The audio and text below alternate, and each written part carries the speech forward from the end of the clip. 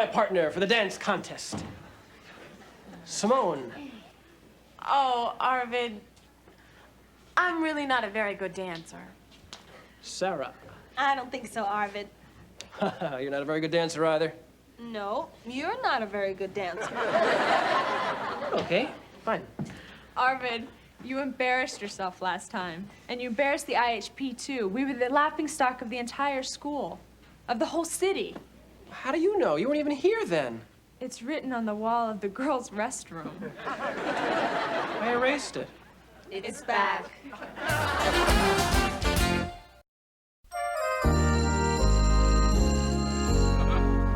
Morning, everybody. Morning. Listen, I want to tell you before we start, I volunteered to be the disc jockey for the all-city dance contest. Well, that's great. And I'm hoping that you guys are going to participate, too. Hey, decorations. I bet we could do a real job on that gym, you guys. Great. We appreciate it. I was hoping, actually, that some of you were going to participate in the contest itself. No. I won't, Mr. Moore. How about the rest of you? Mr. Moore, we don't have time for that sort of thing. We'd rather study for our midterm. You know, it seems you like to compete in areas in which you already excel, like science fairs and academic meets. At least Arvid has the courage to try something that he's not very good at. Sorry. I'm much better now, though. I've been taking Arthur Murray classes. And I rented Saturday Night Fever and Dirty Dancing. Are you sure it wasn't nerdy dancing? Let's face it, Mr. Moore, dances to us are as intellectually stimulating as The Gong Show. Yeah, and what are you gonna learn from a dance? Quite a bit, actually. Name one. The Charleston. I learned that in my Arthur Murray class. Ba, ba, ba, ba, ba, ba, ba, ba. You see, just as free-spirited and freewheeling as the 20s themselves. All right, Arvid. Bravo. It was also one of the first times whites did a dance that was based on black dance moves. The white culture is starting to rip off the black culture. So, name another dance. Hey, the twist. Huh? The twist. Now, this was the first dance in which couples danced apart. So what does that suggest about the early 1960s? Rebelliousness, individualism. It was the beginning of the do-your-own-thing generation. Right, and then there's the tango, which originated in the bordellos of Buenos Aires. Mm-hmm. And when it was popularized by the high society, if you knew how to do it, they knew where you learned it. Times must have changed, because I learned it from a nun. What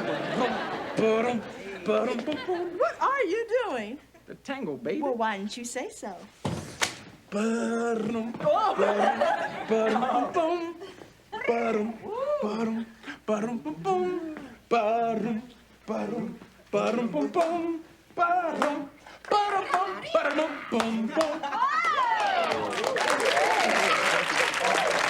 impressive, very impressive.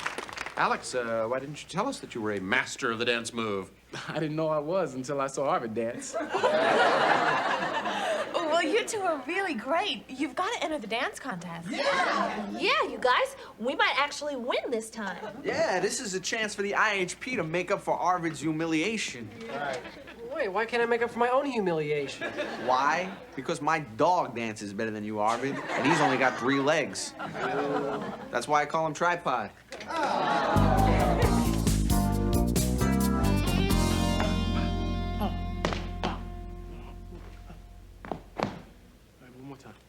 What do you think? They're great. At last, I'm gonna win the All-City Dance Trophy. Just a little pointer, kids. Here's a little move that won me the Army Corps of Engineers dance-a-thon on Guam.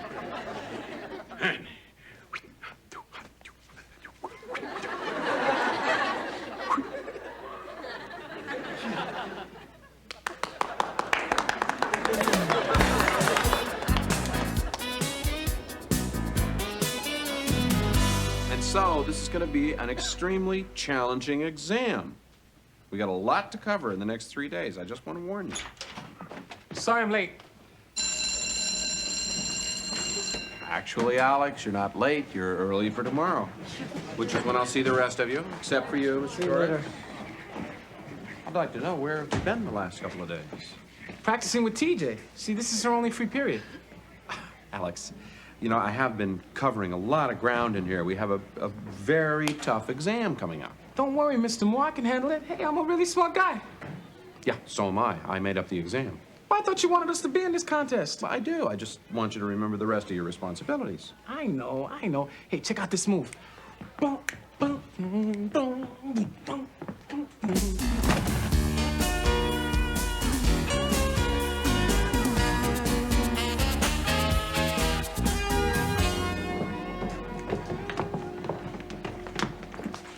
So are you ready, Alex? Yo. Are you ready? Sure, TJ and I worked out this great move. Oh, no, I meant for the test. Oh, yeah, I'm sure I'll do okay. All right, I'll ask you one question. If you know this, you'll ace the test. Go ahead. When Cordell Hull was the Secretary of State, what was his involvement in the inception of the Good Neighbor policy? Cordell who? Good luck, man.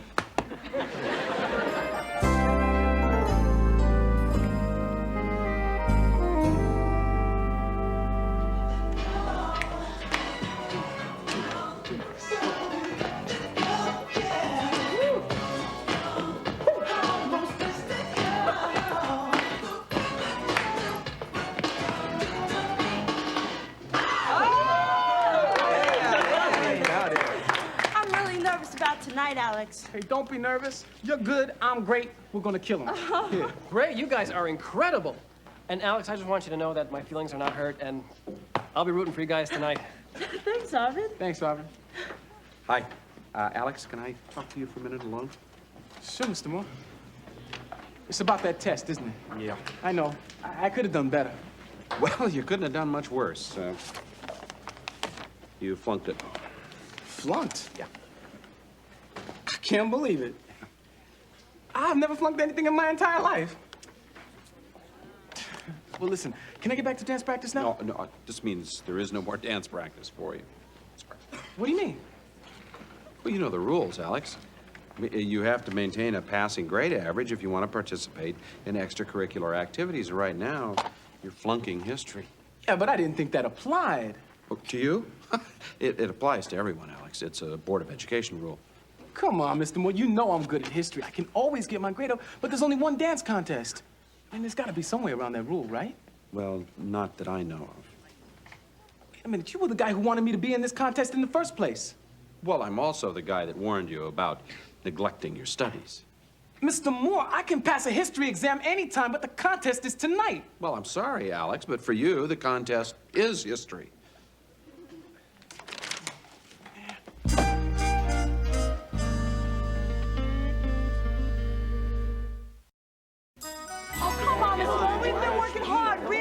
TJ, I'm truly sorry that this has happened, and I'm sure that you can find a replacement. Every good dancer in the school is taken.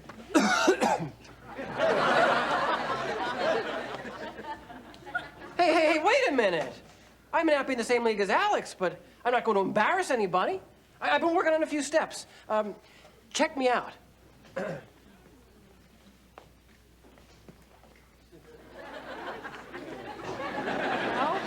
Never seen that step before. It's a modified merengue. It's a lemon meringue. Well, TJ? Well, I've seen worse. Yeah, who? You last year. Come on, let's give it a try. All right. What do you mean you can't dance in the contest? James Brown. What kind of idiotic rule is that? It's from the Board of Education. Perhaps you've heard of them? What they don't know won't hurt them. Capiche?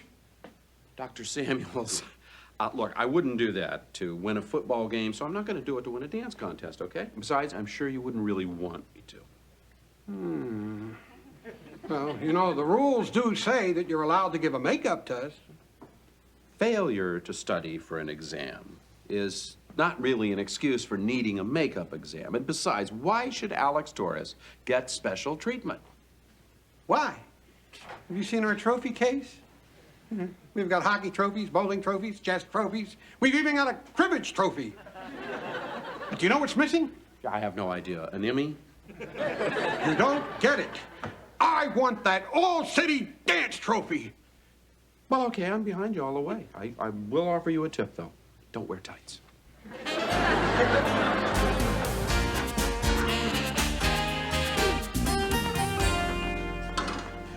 What are you doing? Oh, he's quite brilliant, actually. The odor eater method. I just follow these until I get the steps memorized.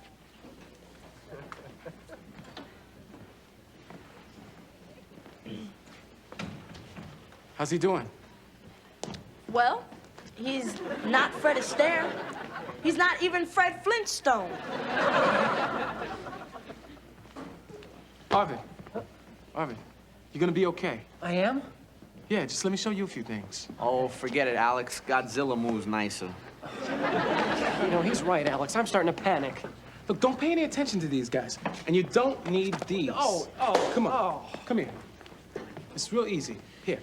A 1, 2, 1, 2, a 1, 2. Oh. You know, if you would have cracked open a book once in a while, this never would have happened. You're right. I screwed up. I didn't get my priorities straight, and now I gotta pay the price. No, I think I'm paying the price. Come on, shut up and dance. Let's go. And 1, 2, 1, 2, 1, 2, 1. That's it. 1, 2. Now smile. And 1, 2. There you go. Get down. What comes next? We're doomed. Actually, I think we're gonna come out all right. It would have come out all right if you'd have given Alex a makeup test. Well, Dr. Samuels, that's what I propose to do. Really, Mr. Moore? You gonna give me another chance? Hey, if you work with somebody, usually they come around. It's kind of late. Contest begins in 4 hours. He'll never make it. We'll help him study, Mr. Moore. Yeah, we can do that. We'll set up continuous tutoring until the contest. Well, what are we standing around for? Let's do it. Wow! I'm so happy I feel like dancing! Arvid, actually, I think you should continue practicing. There's no guarantee that Alex is gonna pass this exam. Feet, don't fail me now.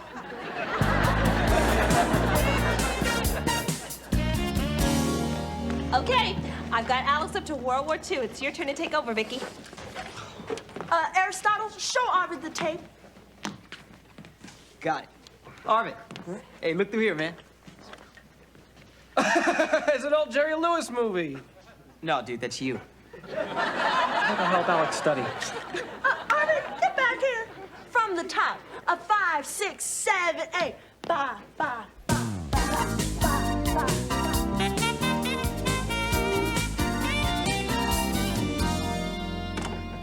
Here you are. Alex, I want to say good luck on the test. Mr. Moore, thank you for giving me another chance. I know I've been kind of a jerk. Well, everybody's entitled to be a jerk occasionally. Just don't make a habit out of it. Right. So, break a leg. Never say that to a dancer. Stay on your toes. Okay, Alex, you'll have 3 essay questions.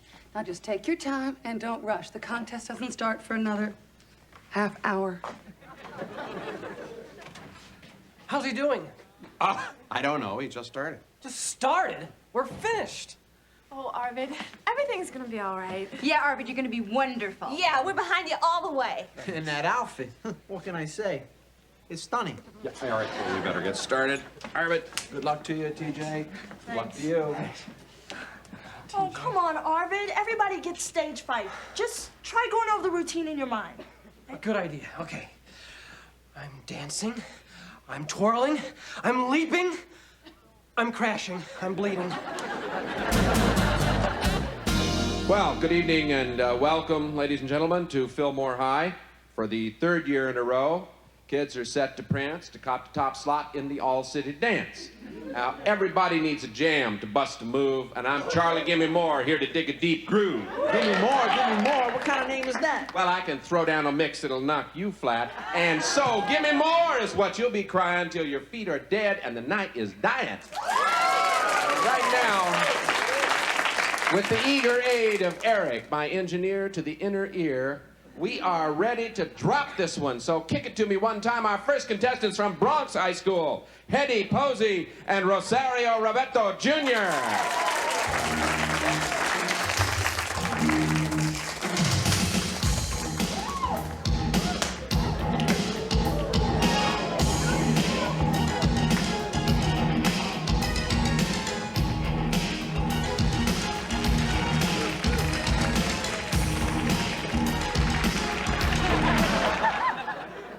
Come on, Alex.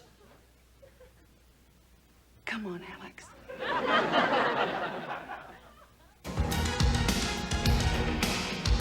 What is that, Arvin? A visual aid. Left, right. Oops.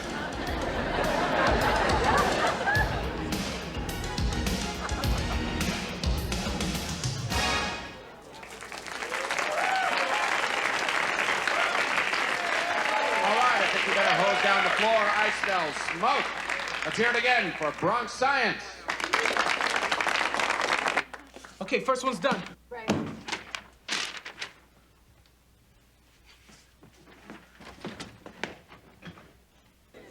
All right, everybody, our next couple hails from Van Buren High. Let's hear it for Jody Williger and Doug Whaley.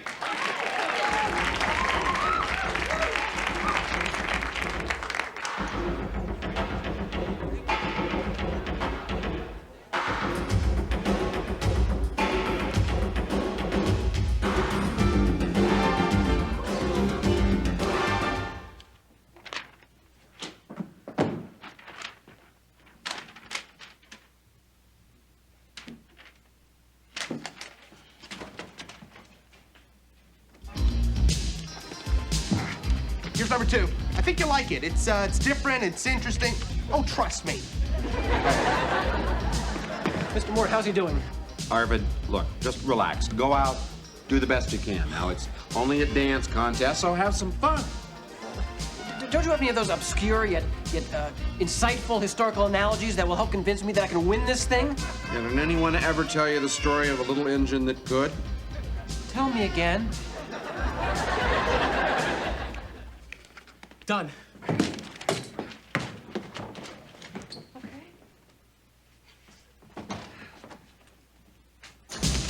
Last one.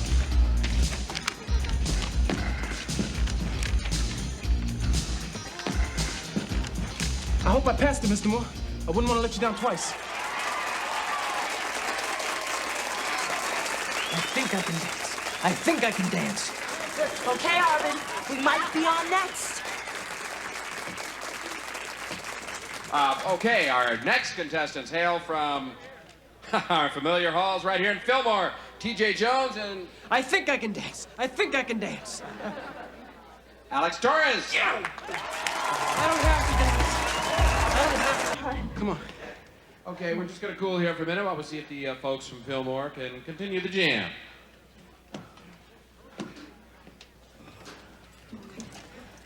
I don't believe this. What are we gonna do now?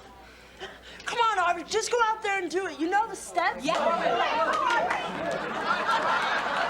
Well, Fred Astaire danced with a coat rack and Gene Kelly with an umbrella, so continuing the tradition of men dancing with bizarre partners, once again, here's Fillmore's Alex Torres with Arvid Ingen.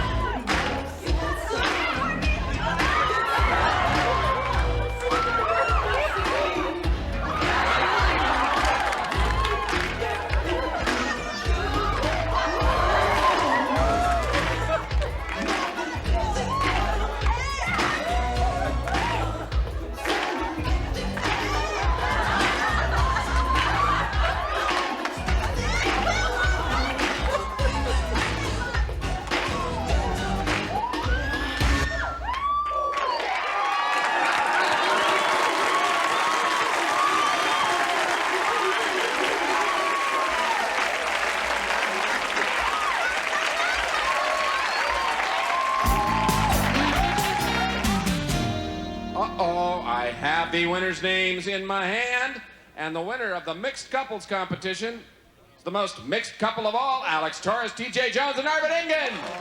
Arvid, you are great.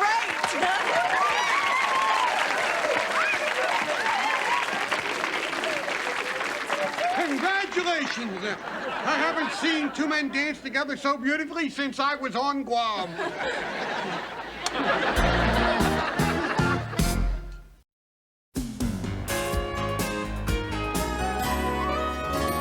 Okay, ladies and gentlemen, and now to lead us off in our traditional spotlight dance, tonight's winning couple. Perhaps not. Come on, everybody, let's dance.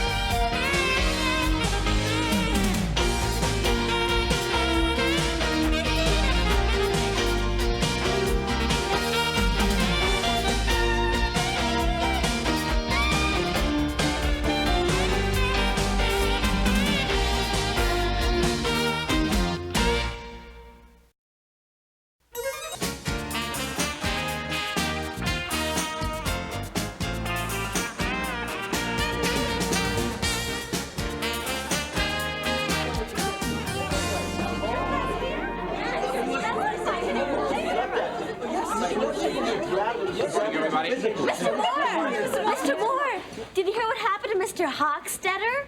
Your calculus teacher? Yeah. Not anymore. He got into an argument with a gorilla. That's rare. These days, it's hard to find a gorilla who can argue calculus. Most of them are English majors. Mr. Moore, it's really true. Mr. Hochstetter was taking his doctoral thesis to the typist. He cut through Central Park and stopped at the zoo to visit Momo the gorilla. Well, that's right. Well, his thesis was teaching number theory to primates, and he's about to achieve a major breakthrough by holding up a bunch of bananas and saying, "How many bananas do I have in my hand?" Not a good idea. You're not kidding. Momo tried to pull the bananas and Mr. Hochstetter through the bars. The bananas got all squished. Mr. Hochstetter, too, I imagine. Yeah, he got a broken nose, 2 black eyes, a sprained wrist, and bruises all over his body. He's in the hospital, but he's gonna be all right. Well, it certainly sounds like a terrible thing. Maybe we should try and look at the bright side of this. I'm not sure there is a bright side to being mauled by a gorilla. I'm sorry. You're probably concerned about who's going to teach your class. Oh, yeah, you're right, Mr. Moore. The advanced placement exam is in a month, and we don't have a calculus teacher. You know, if I don't pass that test, I can't get into a good college. I won't get a good job, and if I don't get a good job, what'll I do? Okay, Arvid, look. What about a substitute teacher? That's right, I could end up as a substitute teacher. Ugh. Sorry, Mr. Moore. Yeah, I meant that Dr. Samuels will find you a good substitute teacher. No. Yeah, we can depend on Not that easy, Mr. Moore. There's only 3 AP calculus teachers left in the whole city. Counting Mr. Hochstetter's 3.5.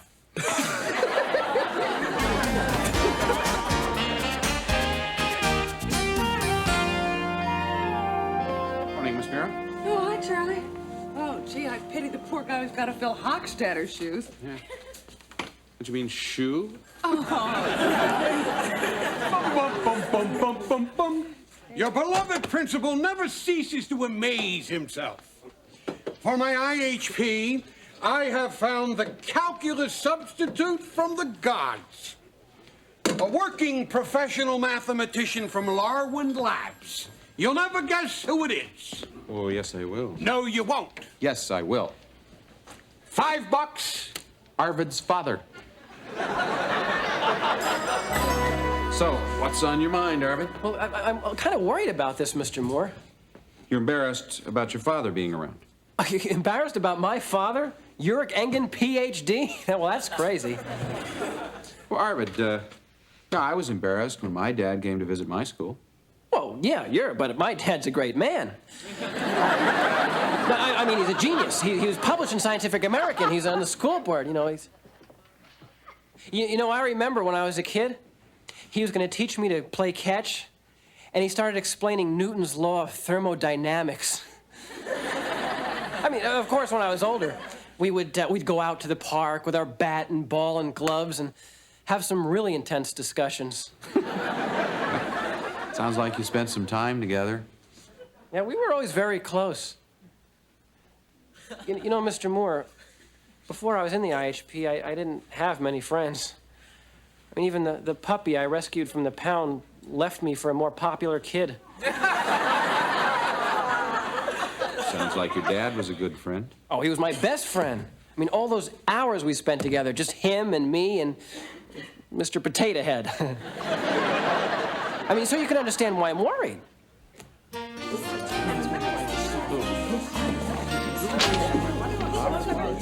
I think this is going to be great, Arvid, having your father teach us. You think so? Yeah. Can you believe it? Right here in this classroom, the creator of the Engen formula, the Engen lemma, the Engen parallelotope. Not to mention the Engen Arvid. It's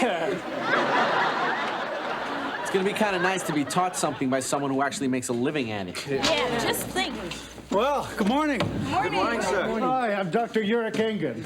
We know. We're thrilled to have you here. Well, thank you. I'm thrilled to be here. Yes. And I just want to say that by the time I'm through with you, that advanced placement exam you're worried about will be a breeze. Yeah. They'll have to get Carl Sagan just to grade our papers. Looks like we really lucked out, huh, guys? Yeah. Oh, thank you, thank you. Well, let me break the ice with a math joke. Okay. What do you get when you cross an elephant and a grape? Elephant, grape, sine theta.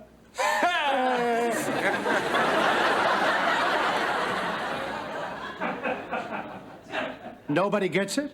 No. Well, isn't this class familiar with the vector cross product? Vector cross what? Sorry, Dr. Engen. Go figure, Dad.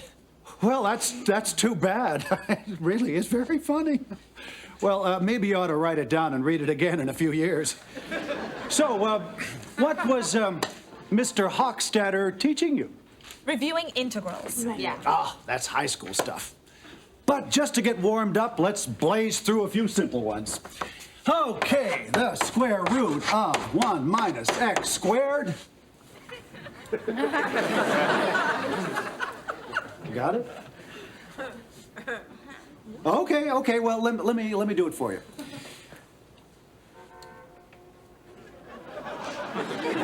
The answer is pi over 4.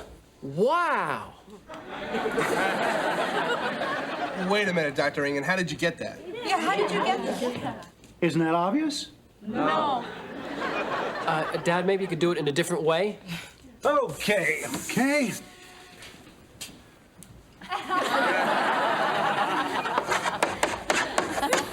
Pi over 4.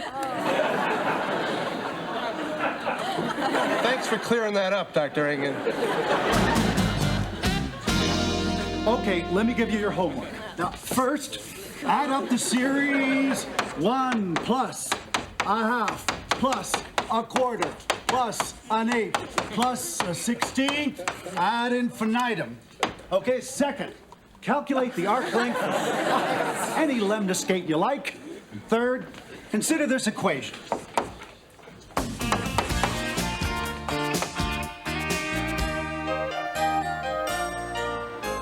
Arvid, look at my math homework. It's blank. Took me 5 hours to do that. You're very neat. Who has a favorite lemniscate? What is a lemniscate? Well, it's just a figure 8. Why didn't he just say that? And that series of numbers, it goes on and on and on. It just won't stop.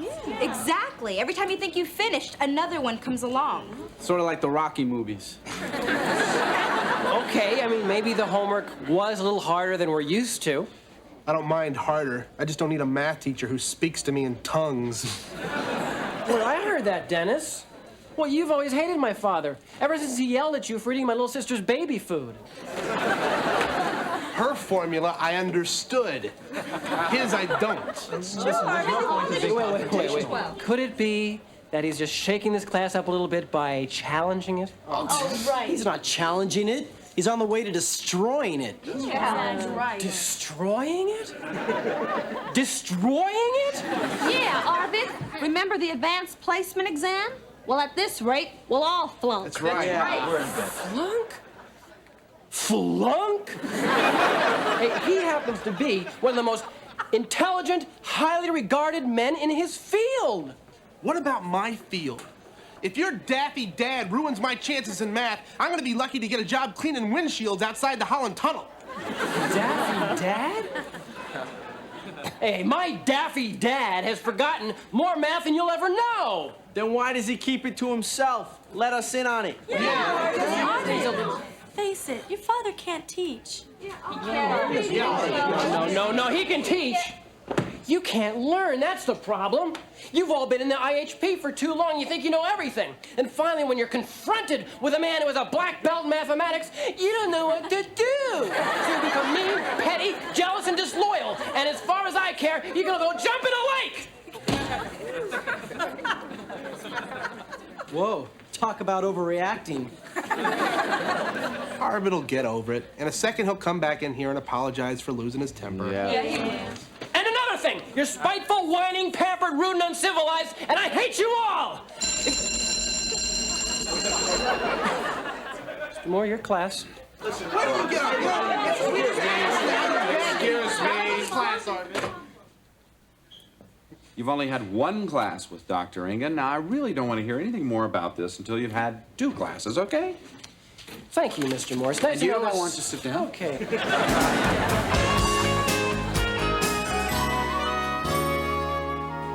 Alan, 51. You can't differentiate under the integral sign whenever you feel like it. I can't? Janice, 59. Your use of integration by parts is inappropriate in this case. This is the lowest grade I've ever gotten. Darlene, 53. Acceleration is the second derivative, not the first. Sarah, 52. These are not the correct equations for the conic sections. Maria, 39.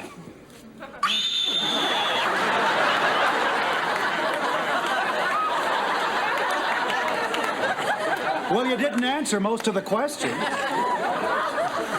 Dennis, 35. I hope you're not planning to go in the sciences. Arvid, you're slipping. What did you get, Arvid? Fern and Dinky. Come on, Arvid, what'd you get? Anything. Arvid? 87. Lucky guesses. Besides, we have the same genes. Okay, everybody, let's move on. Dr. Ingen, if we get a problem wrong and you don't show us how to do it, how are we gonna learn? Yeah. We'll work on that. Okay, now, we could go on to the next chapter in your book, but instead, let's have some fun with isoparametric equations.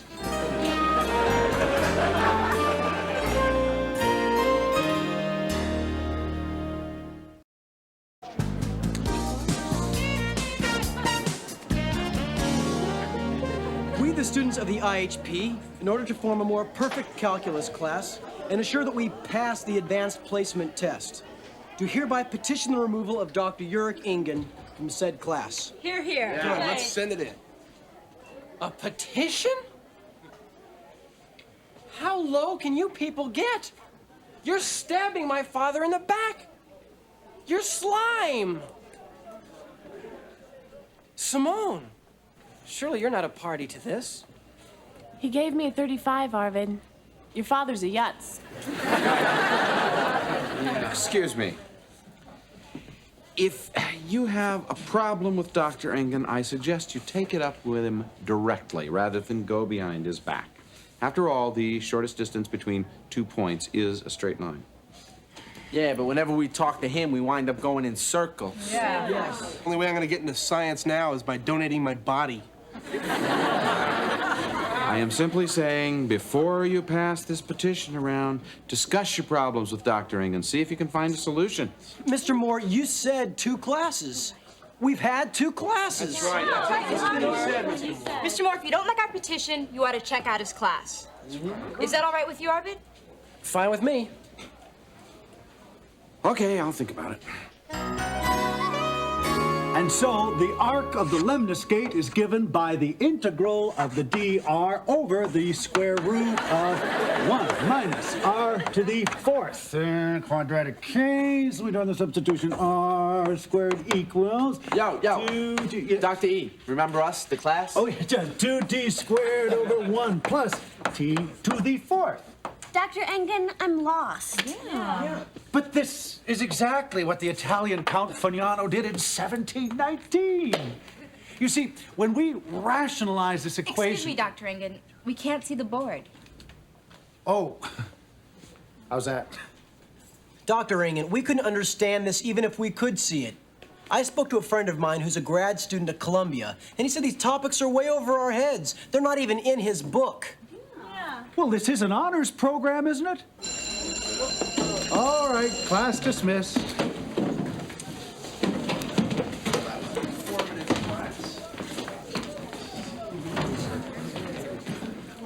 You know, it's just amazing how a little quirk of fate brought me here. Because if Hochstatter hadn't grappled with that gorilla, we'd have never found out what a rotten teacher he is. Dad, you know, I really like Mr. Hochstatter. Oh, I know. I've taught you to respect your teacher, son, but in this case, the teacher hasn't earned that respect. He has ruined this class, and I'm just afraid he has to go. Go? Well, we'll find him something in a junior high school. Excuse me, Dr. Engen, could I see you for a minute? Oh, sure. The IRS says it won't accept irrational numbers. Go figure.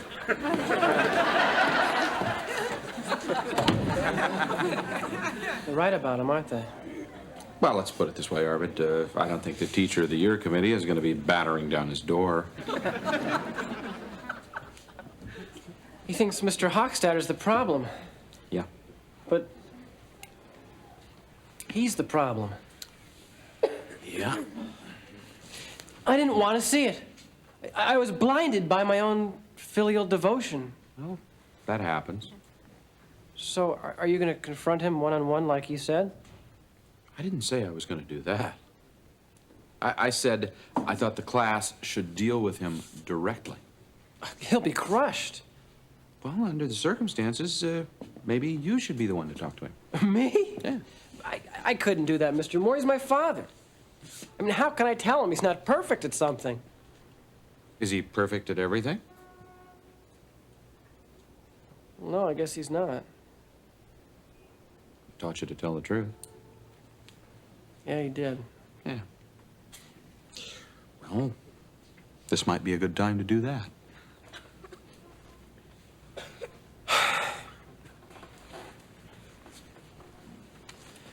Oh, boy.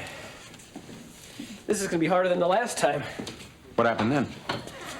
I had to tell him I wanted to start picking out my own clothes.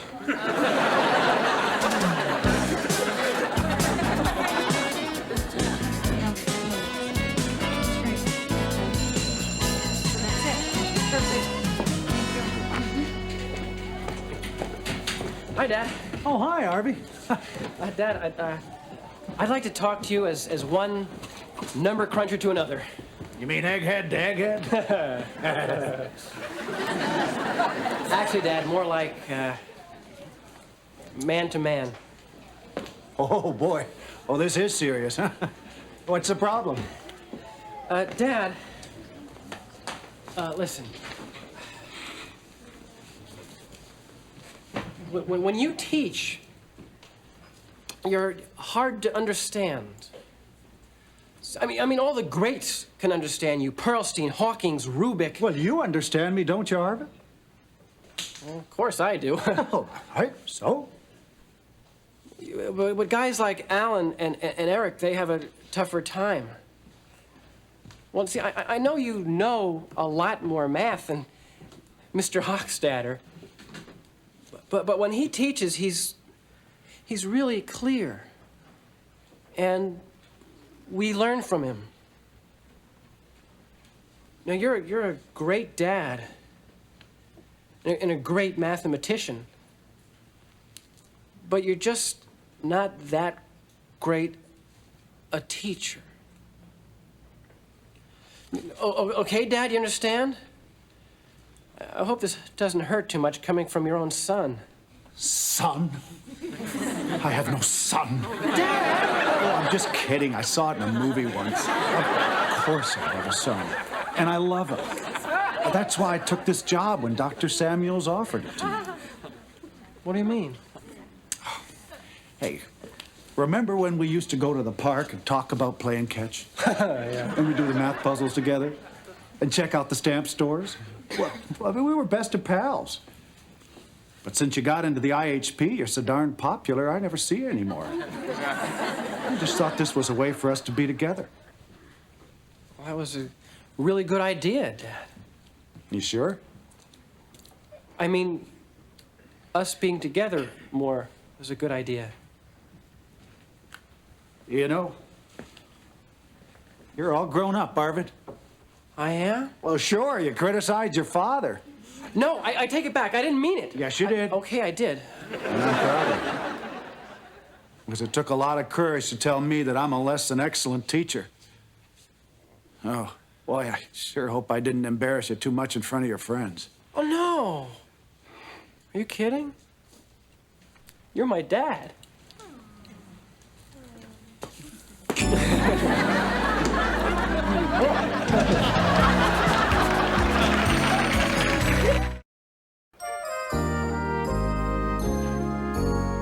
So, attempting to fold a little contemporary history into your calculus class, I'm going to ask you to think of Dr. Ingen here as the distinguished representative from the sovereign nation of Mathematica. And I want you to think of Arvid as his UN simultaneous translator. Take it away, boys. Okay, hit it, Dad. All right, take the series whose general term is 1/2 to the nth. Just relax. Just write 1 plus 1/2 plus 1/4 plus 1/8 plus 1/16, and so on. Okay, Arvid, I'm with you so far. Call the series S. Just write S equals in front of it. Now multiply by 1/2 and subtract. That's it. Simple. Oh, I'm lost again, Arvid. Just relax. I'll talk you down. Multiply each term by 1/2. So 1/2 of 1 is 1/2. 1/2 of 1/2 is 1/4. 1/2 of 1/4 is 1/8, and so on. But that's what I said. No, Dad, that's what you thought. Remember? You do the thinking. I'll do the talking. Sorry? Okay, so you see, each term becomes the next. So all the terms in the first series, except for the 1, are here in the second. Now, if we subtract, all the terms cancel out except for the 1. So if you subtract half of S from S, Then you get half of S. And if half of S is 1, then S equals 2. Yeah. I did it! I solved an infinite series of numbers! I am not a moron!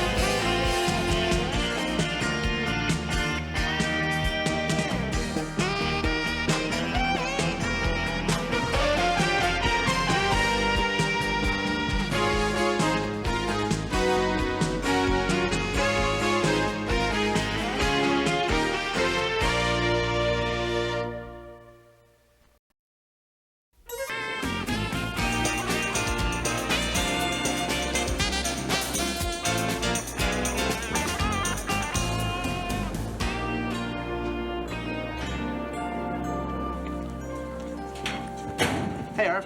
Hi, Dennis. What do you got? This is my science project. The Blunden superconductive electromagnet. A magnet so powerful it could suck the fillings right out of your head. Wow. Want to see it work? Yeah. Watch this. Okay, I need something metal to test it against. I haven't got anything. Hey, how about the door? No, you don't want to close it.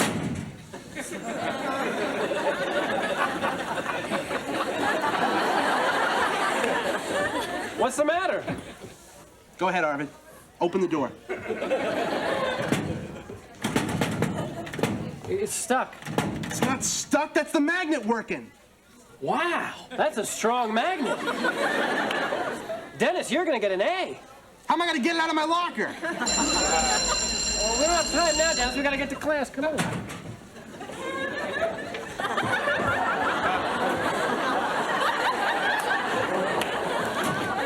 Dennis, come on.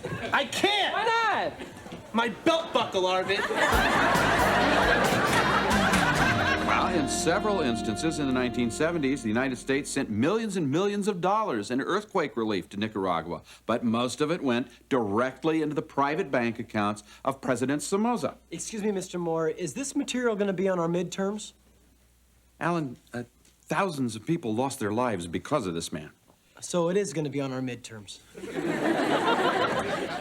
Excuse me, Mr. Moore. I know how you hate to be interrupted, but I just want to warn you, Dr. Samuels is going to be interrupting any minute with a guest. You're interrupting me to warn me of an impending interruption. Who is the guest? Wesley Winthrop. Wesley Winthrop? I did. The guy that wrote the Scuttlebutt column? This is a good interruption. Thank you. Bye. Sir, we've only got 3 more days to review for our midterms. That's right, Mr. Moore. This guy's not gonna stay long, is he? This guy? Does anybody know who Wesley Winthrop is? No. I can't believe it. I mean, he's only one of the major columnists and chroniclers and boulevardiers of the last 50 years. I mean, he ranks right up there with Walter Lippmann and Hayward Brune, George Seldes. I can't believe that no one here knows who he is. Mr. Moore, who's the lead singer of Guns N' Roses? Okay? Well, okay. Well, let me fill you in, okay? Because this is going to be a treat. Now, we're going to be talking to a man who's lived through the historical events that we've been studying. Wesley Winthrop is a friend to presidents and kings. I mean, this guy has traveled everywhere. You could find him on the front lines of every major international conflict since World War I. I mean, didn't he also make a lot of the road pictures with Bing Crosby? Look, Winthrop has a body of experiential knowledge that no one else possesses, so let's take advantage of the opportunity. Okay, get him in, get him out, get it over with. Excuse me, Mr. Moore. I have a surprise visitor. A man who needs no introduction. Wesley Winthrop. You must be Mr. Moore. Charlie Moore, we're honored to have you here, sir. Gang, Mr. Winthrop is here to... I can speak for myself, Harold. You can go now. You will invite them to your book launching party tomorrow night. Yes. You are all invited to my book launching party tomorrow night. Happy, Harold? Goodbye. Later, gang. Well, Mr. Winthrop, I know everybody's anxious to ask you questions about your... In my day, the teacher wore a suit.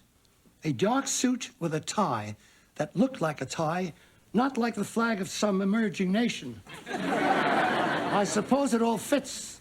Graffiti on the walls, lack of discipline. I can't believe this is my old school. Oh, so this is your alma mater. Quick, aren't you? Of course, this is the smart class, and none of us ever dared lounge in their desks like that. They sat up straight and paid attention. Wow. Mr. Winthrop, I'm sure the class is anxious to ask you some questions about your many adventures. I know I am. So...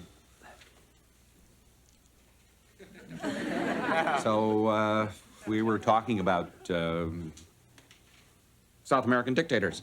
The Somozas, the Duvaliers, Batista. Batista, Havana. God, how I miss those casinos. Castro squeezed the life out of Cuba. Well, of course, before Castro, Batista was sucking the blood out of Cuba. Oh, Fulgencio Batista, 1940 to 1944, 1952 to 1959, right here. Batista, the stenographer. No.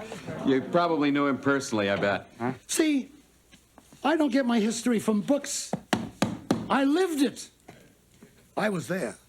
I'll tell you who was a real funny dame, Madame Chiang Kai-shek. We were at a banquet in Shanghai, and she leaned over and said, Ni hao, ni jiao, shama, but Juan Perón was no friend of mine. He took $200 off me a gin. Cheating his people, well, that was par for the course down there, but cheating at cards, that's unforgivable. But that, Evita, oh, could she rumba? Thank you very much, Mr. Winthrop. I'm sure we all learned a great deal. My pleasure, Charlie. It's been quite some time since I spoke to this kind of audience. Yeah, captive. In fact, time passed so quickly I didn't get a chance to tell my favorite John Foster Dulles story. Oh, well, I'm sorry we've run out of time. I'd like to hear it. Well, I'll be back tomorrow. You could come back? That would be great. As Doug MacArthur said, I shall return, to which I replied, you'd better. You're up $40. You're up $40. Poker game. Gotta tell you, I'm a little disappointed. Oh, come on, Mr. Moore. He's an egotistical bore. Mr. Moore, he's worse than boring. He's wasting our time. Hey, come on. He said some interesting things. Mr. Moore, here's a guy lucky enough to meet every world leader of the century. Well, what can he tell us about them? I mean, Juan Perón's gin scores aren't going to be on our tests, are they? Okay, I'll agree with you that a lot of what he said might be considered trivial. And I'll agree that he was often overbearing. Worst of all, he hated my tie. But that doesn't mean that we can't learn from him. But you don't have to think of him as an old fogey. You can think of him as an old and treasured book. Yeah, Gone with the Windbag.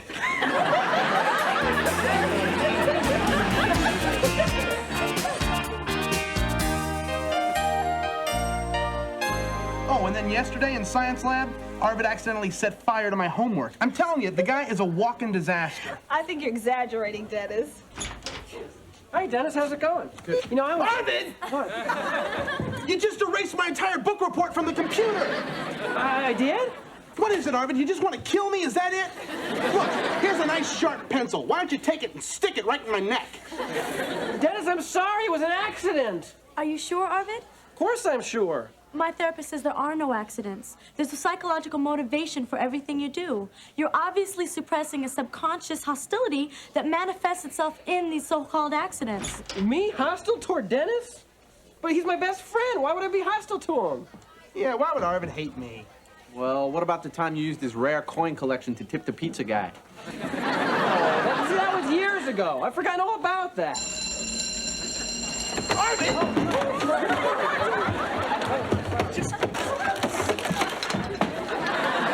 Morning, everyone. Mr. Moore, could we just drill for the test today? Yeah. Well, if we have time, don't forget Mr. Winthrop is with us again. Oh, goody. I'm sure all of you are going to be particularly attentive today. Mr. Winthrop, the class is getting ready for a midterm exam in history, and what better way to study than having a chat with Mr. Winthrop, huh? What do you kids want to know about today? Paris in the 20s, Berlin in the 30s, Potsdam, Yalta, you name it. I was there. I'd like to hear your version of the Yalta Conference. I mean, did the West really buckle under to the Russians? No, I've always wondered about this. I was there with Winnie Churchill, FDR, Joe Stalin. Joe couldn't stand Winnie's cigars, and the more he coughed, the more Winnie puffed. It cracked me up. Yeah, but what did they talk about? What did they talk about? They talked about which one had the biggest office. Excuse me, Mr. Winthrop, when was the conference? When? Hell, it was near the end of the war. It must have been winter. It was so cold, I almost froze my rear off. The palaces are damn drafty. Could you be more specific? Yeah. The palaces didn't have any heat. The Yalta Conference, February 4th to the 11th, 1945. Excuse me. history is more than just dates, you know. Try asking him about people. Truman? Trotsky? Mussolini? Oh, there was a guy. Benito. He did an impersonation of Hitler that was hilarious. He took his comb, put it under his nose, and he had the walk down pat. Was that about the time Mussolini invaded Ethiopia? Yeah. It was about the time I stole one of Benito's mistresses. He was furious. I took it to Spain while I was covering the Civil War with Hemingway. But the invasion of Ethiopia was 1935. The Spanish Civil War didn't start until 1936. Yeah. 1936, 35. What the hell is the difference? She was gorgeous.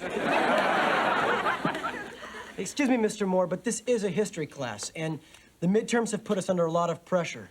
We'd prefer to learn some facts, not listen to some cocktail party gossip. Mr. Winthrop, I'd like to say that... You needn't say anything. Youth has spoken. Unfortunately, its voice is loud, crass, and rude. Goodbye.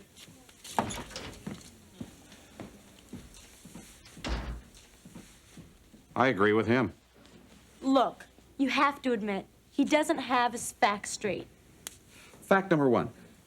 Wesley Winthrop is 85 years old, and as far as I can determine, he has not wasted a single moment of his life. Now, fact number two, he has some incredibly rich memories crammed into his mind. So it doesn't really matter if he gets his dates mixed up. You can look those up anytime you want to. Fact number three, here's a man who's seen everything, he's done everything, he's been everywhere, he knows everyone, and yet late in his life, he chooses to come back to Fillmore High School. Now, doesn't anyone wonder why?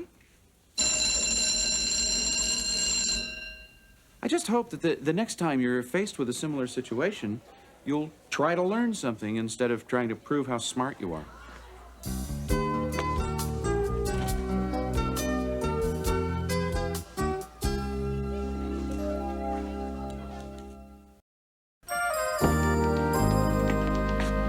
Excuse me, Mr. Winthrop come in here? Wesley Winthrop? The man that just stormed into my office like a bat out of hell? He's in there calling a cab. What happened? Well, let's just say he and the kids hated each other. Well, now, what about the photos of him with the IHP at the book signing? And the Distinguished Alumnus Award. What Distinguished Alumnus Award? I thought of it this morning. I ordered a beautiful bronze plaque. Here, read it to me. Ooh, your school here. Distinguished Alumnus Award presented to your name here. Give me that. Call trophies or us. Thank you.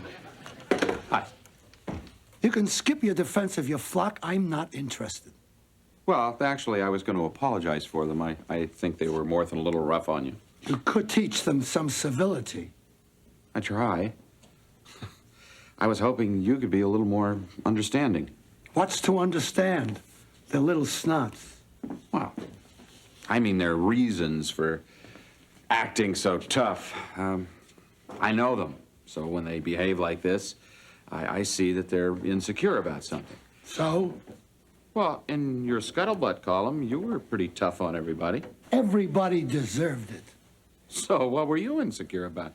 I was only insecure once in my life. I was having dinner with Hitler, and Ava Brown grabbed my knee.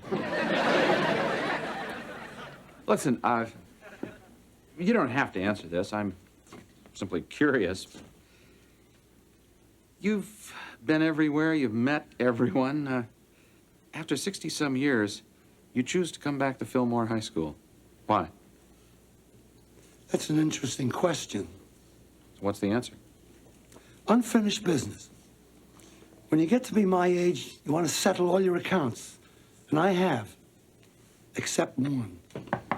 Excuse me, your cab's here, Mr. Winthrop. So, what is this unfinished piece of business? None of your damn business. Okay. Well, nice knowing you, Mr. Winthrop. It's been interesting. Does that mean you're not coming to my book signing party? It means I'm not sure I'm still welcome. Of course you are. But don't expect a free copy. You'll have to plunk down $24.95 like everybody else.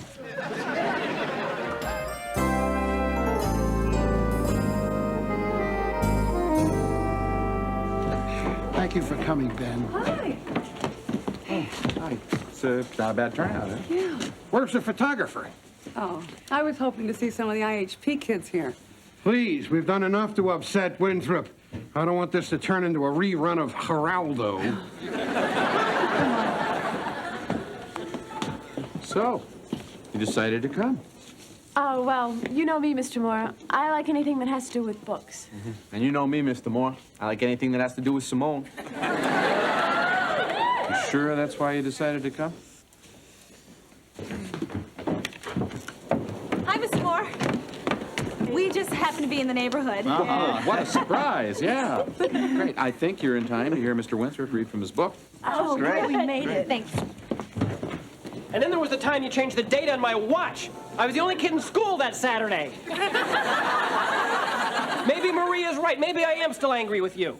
Go ahead, Arvid. Get it all out. Maybe I will. Maybe I want to get back at you for all those years of practical jokes. The dribble glass, the kick me sign, the electric toilet seat. Oh, and the time you put a mousetrap in my pocket protector. Are you finished? Yes. Are you sure? Yes. Would you like to get off my foot? Oh, sorry. What are you hooligans doing here? Read the sign. This is a bookstore, not a bowling alley. Mr. Winthrop, I'm sure we'd all love to hear you read from your book. As my old friend Milton Friedman said, there is no such thing as a free lunch. Now that you've had your wine and cheese, you'll have to pay for it by listening to me. Here's one of my favorite passages. I was in Paris when Lindbergh landed. He could never stand missing one of my dinner parties. But my Marlin was 10 pounds heavier than Hemingway's. After that, Papa never sent me another Christmas card.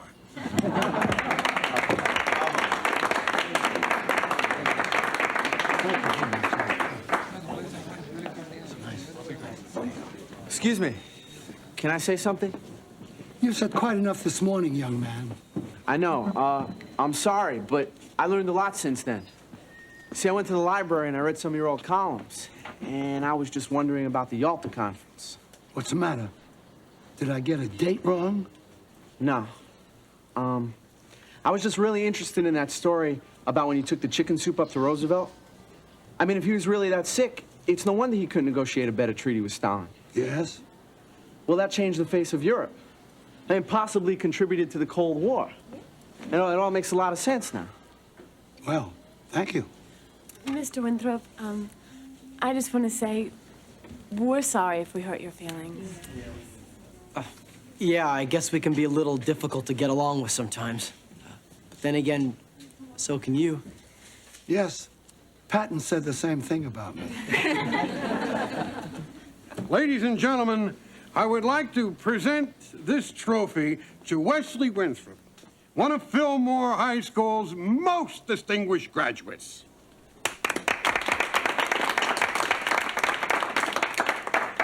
Well, as long as we're telling the truth is, I never did graduate from high school. Great. There's $20 down the drain. Here's a book. You owe me 5. You see, I left school when I was 15. I lied about my age and went off to fight in France, and I've been moving around ever since. I have packed 10 lifetimes into one. But I still regret that I never graduated high school. I know it's silly, but I've always felt insecure. You were right, Charlie. And I always felt a little like an imposter. I promised my mother I would go back and get my diploma, and I never got round to it. So I'm afraid I'm not able to accept this. I'm sure with all of Dr. Samuel's connections down at Trophies R Us, you could get this changed to read Fillmore High School's most distinguished honorary graduate.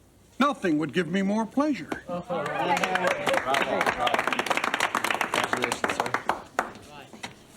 Thanks for coming. Thank you, Winthrop. Listen, It has been interesting. I wanted to tell you, you're welcome to come back to my class anytime. Thank you. Just one thing. Sure, what? Burn that time. Listen, you want to get some coffee? Yeah. I'm really quite curious. How did you go about stealing Mussolini's girlfriend? It wasn't easy. I'll bet. Was she Italian? Was she ever? Hey, Dennis, you finally got your locker open, huh? Yep. And now I'm gonna get Arvid back once and for all. Aw, don't start up again. Haven't you learned your lesson yet? Just one more. I'm gonna crazy glue his locker shut. Dennis, listen, I just want to tell you that I'm sorry for everything that's happened the past few days. I take full responsibility for all my actions. Really? Yeah, listen, we've been friends for so long. I just hope there's no hard feelings. You're right. Hey, what do you say we start over fresh, huh? Hey, can I buy you lunch? Well, I think we better go to the nurse's office. How come? Well, I just crazy glued our hands together. What? It was an accident. Hey, guys. It's great to see you finally make up. Make up! I hate you! Just start walking into Oh, it. this way. I know. Oh, over there. Come on. Oh, Dennis.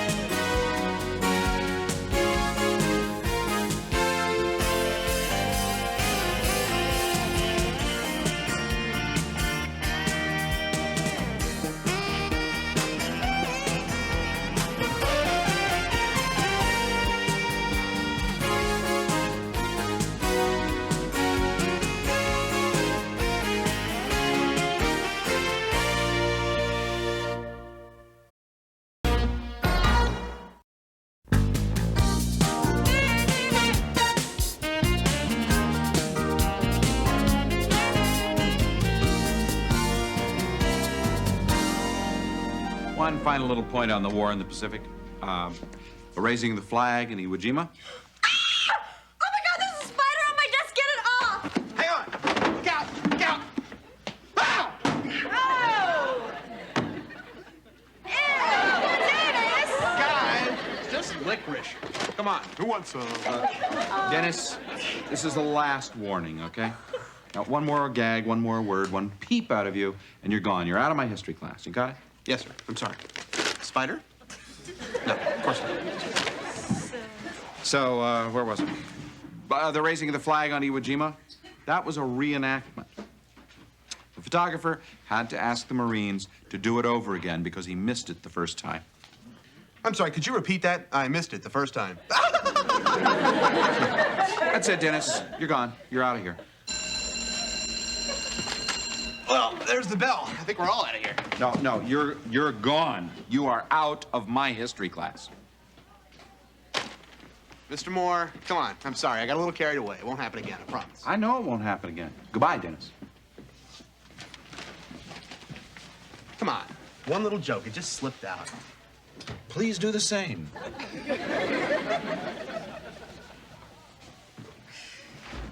Well, you sure put a scare into him, Mr. Moore. You know, it's about time. I can't wait to see him come back with his tail between his legs. No, he's not coming back into this history class. You're not really busting him from the IHP, are you? You're just teaching him a little lesson, aren't you? Look, Dennis is out for your good. He's out for his good. He's out for good.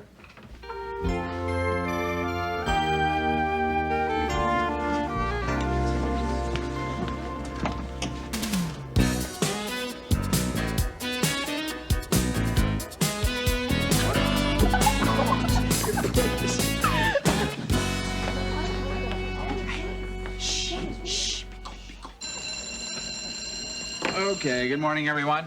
Good morning. Let's start out. Who can tell me something about General Joseph Stilwell? Nobody, huh? Okay. Vinegar Joe Stilwell earned his nickname. Mr. Moore, before you start, if I could take a minute, I just want to tell you that I've had a chance to think over the way I behaved in class yesterday, and boy, was I out of line.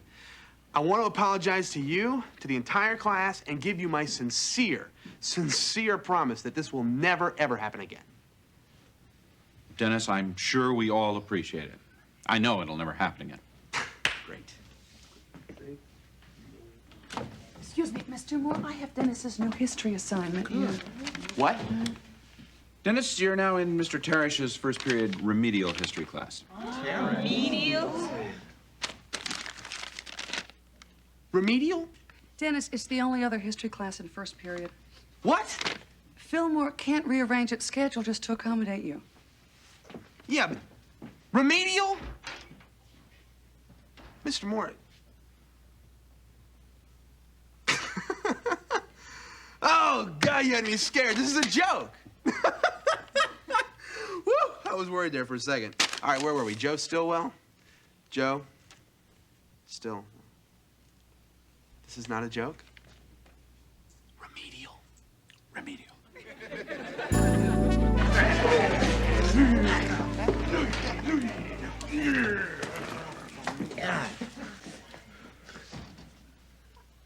Well, what have we got here? Wrong classroom. Gotta go. Not so fast, Bozo. The name's Dennis. Whatever. Hey, guys. You know, I've never even seen an IHP nerd up this close before. You're actually kind of funny looking. Thank you. I know him. He's a friend of Arvid's. Rhonda, hi. Let's have lunch. Could you ask your friend to back off, please? I said I knew you. I didn't say I liked you. Oh, Jeff, right? Remember me? Dennis Blunden? I was your peer counselor? Oh, yeah, dude. You're the one that gave me the advice about not cleaning up my room. Yeah, how'd that work out? Not so good. I'm living in the car now. Okay, well, I bet you can play the radio as loud as you like, right? Tiny, let him go, or it's you and me in the streets after school. No problem, TJ. I was just, having some fun with him, you know, that's all.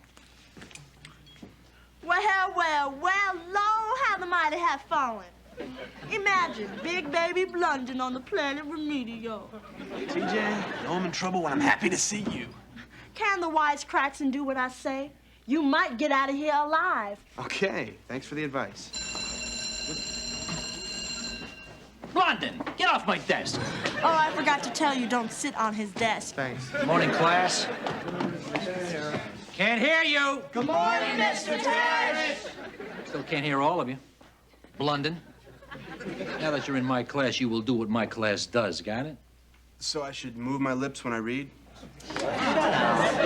Make a note of the time, class. Dennis Blunden just made his last wise guy remark in this room. Okay. Now, what were we studying yesterday? Bates. Bates! What? Forget it. Just stick with the video games. There's a great future in it. TJ. The American Revolutionary War. Right. And who were we Americans fighting? You, scum. Scum, come on, I'm talking to you. What are you, deaf? Hey, come on. The guy may not be the brightest guy in the world, but let him have some dignity. Scum is his name. Not anymore. I changed it again. What is it this week? Scab. Okay. Scab, who were the Americans fighting? The commies? The British. Who were the Americans fighting? The British. Who? The British. Who? The British. Good.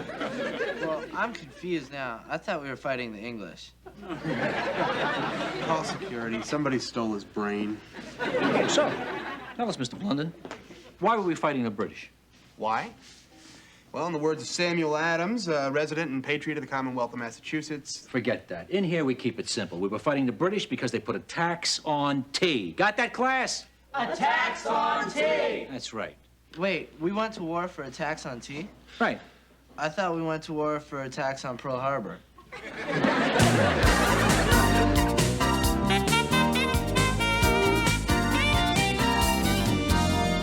Mr. Moore, this is going far enough. Blunden has learned his lesson. He's apologized. It's time he's back where he belongs in the IHP.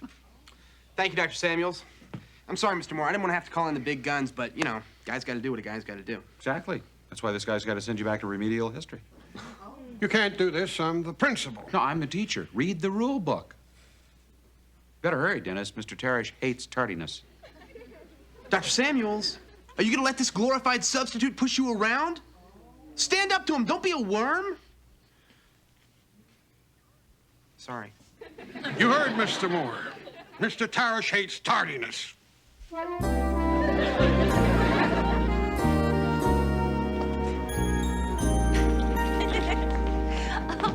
Well, here he is, the king of remedial. Dennis, are you sure you want to join us for Honors English? Yeah, Dennis, remedial reading is starting a new episode of Spider-Man today. And while we're in calculus, why not try remedial arithmetic? Yeah, I'll help you out. 1 plus 1 adds up to... At 2, Arvid? That's good. Remedial Latin. You know, you guys think you're so special. Well, somebody ought to put you right in your place. And who's gonna do it, the remedials? Yeah, maybe. Yeah, how about a challenge, huh? The remedials against the IHP. Oh, come on, Dennis. In what? Breaking and entering? No, in an academic competition, a question and answer face-off. Dennis, you're losing it. Definitely, We'll see Dennis. who's gonna lose it. Are you guys in, or don't you have the guts? Oh, he's serious. I'm serious. Okay, all right, fine. You're on. Fine. Okay? Fine. Yeah, sure. I'll see you there. Great. This is your newest gimmick to get back into my class, Dennis. I gotta tell you, it's not gonna work. This is not a gimmick. We will meet you on the field of battle. Man for man, brain for brain, IHP against the remedials. Oh, God, what have I done? Dennis, run this by me one more time. You what? I challenge the IHP. All right, a rumble. We'll kill him. We got the size, we got the weapons.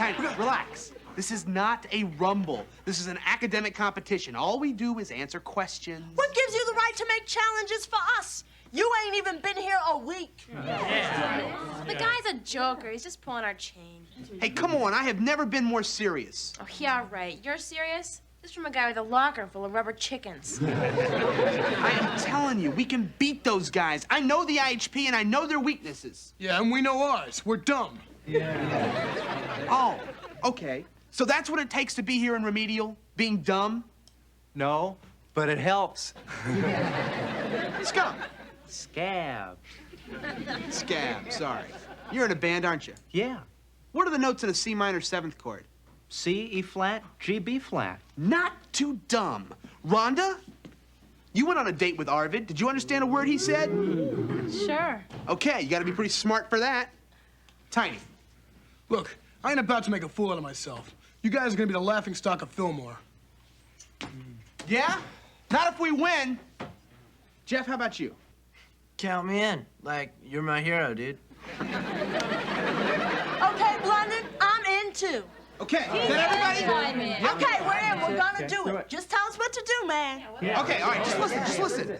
The first thing we gotta do is pay attention and listen to Teresh. Whoa. I don't know if I can get into that, man. Hey, come on, I know the guy's a jerk, but we need him. He's got a master's in history. Okay, we'll try it. Everybody understand? We show Teresh respect. Enthusiasm, huh? Morning, class. Good morning, Mr. Teresh. All right, what's going on here? Nothing, sir. Yeah, we're ready to learn, Mr. Teresh. That's right. This is another one of your gags, isn't it, Blunden? Okay, pal, you just bought yourself a one-way ticket to detention. Excuse me, Mr. Teresh. Oh, Mr. Moore, to what do we owe the surprise? Well, I was hoping we could discuss the rules of the academic competition before you got your class started. What academic competition? I challenged the IHP to a match. You what? Mr. Moore, I wonder, could I see you in the hall for just a moment? Thank you so very much. And you too, Blunden.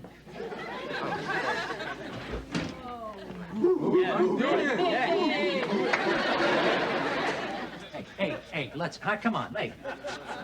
I don't think I don't know what's going on here, Moore. This is all a setup for you to humiliate me in front of the school, right? Look, Mr. Teresh, this was Dennis's idea. Absolutely. Oh, well, now I get the picture. You threw Blunden out of your class so he'd wind up in my class so he could get my class to challenge your class, right? Right. And I'm the one that ordered the 14 pizzas for you last Halloween. You put me on now, right? Don't think I didn't know that. look, we'll make it a fair contest, okay? We limit the number of questions, and we choose a subject of which both teams could have equal knowledge. Like what, the ABCs? Well, I was thinking of the Revolutionary War, say the Battle of Saratoga. Yeah! I did my master's thesis on the Battle of Saratoga. I know that. What's the catch? There's no catch, Frank. Look, you're an expert, so all you have to do is teach the kids in there what you know. Come on, Coach Terrence, give us a chance. They want to learn. I don't believe it. They said good morning to you real nice, didn't they? And they didn't even mutter anything under their breath. That's true. Of course, if it's frightening to you, Frank. Why not? Okay, Moore, you're on. All right! Come on, Blunden, we got work to do.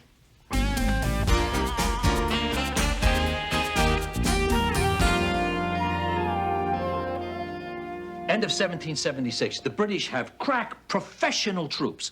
All we've got are small detachments of volunteers and Washington's little army hanging on by its teeth down in Pennsylvania. Does that remind you of anything? Yeah, the Americans are the remedials and the British are the IHP, right, dude? You got it.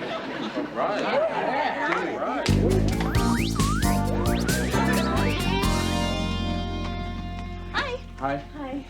Well, where is everybody? I thought we'd scheduled at least one practice.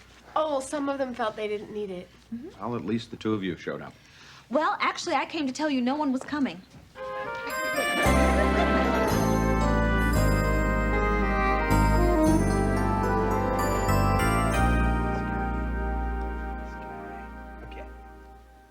Ready!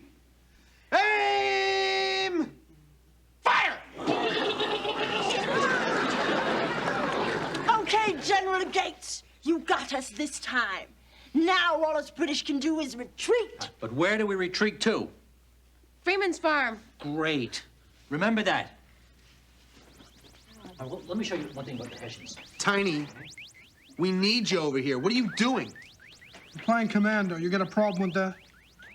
Yeah, I got a problem with that. The Revolutionary War is a lot more exciting than some stupid video game. Well, it is! Forget it, Blunden. You're wasting your time with him. Well, maybe he ain't. So who's supposed to zap who here? Hi,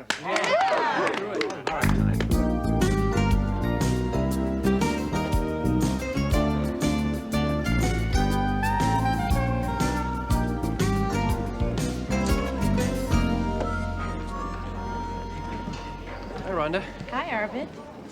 This is kind of funny, huh? Meeting on the battlefield like this. Even though you're the enemy, you're still cute. Listen, I'd be happy to miss a question or two if you think it'll help. Thanks, Arvid, but we just might beat the pants off of you. Okay, the IHP against the remedials. This shouldn't take very long. Elected topic will be Battle of Saratoga. Each team gets the question, the other team in turn. First team to score 25 points wins. Excuse me, Dr. Samuels? To make sure that Dennis doesn't answer all of the questions, we'd like to add a rule that no one can answer more than 3 questions. Sure, fine, no problem. You got it. Should be out of here in 5 minutes. Janice, first question. Name the commander of the British forces in the campaign and 2 of the officers who served under him. General Burgoyne, under him was General Fraser and the Baron von Riedesel. Correct. There will be no demonstrations, remedials. Your question. Okay, who was the British Secretary for America at that time? Lord Geoffrey Germain. Close. Lord George Germain. This is gonna be tougher than we thought.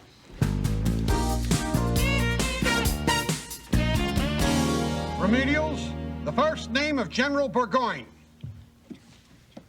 Come on, TJ, Rhonda, I've answered my 3 questions. Come on, think. Sorry, time's up. Bemis Heights. Yes. 100 miles, 128 guns captured. Right.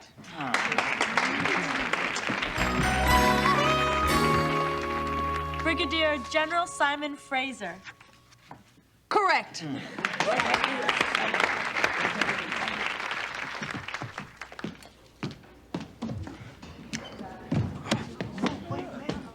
Tiny, where you going? I can't stand watching them lose, man. Neither can I. That's why you're taking my place.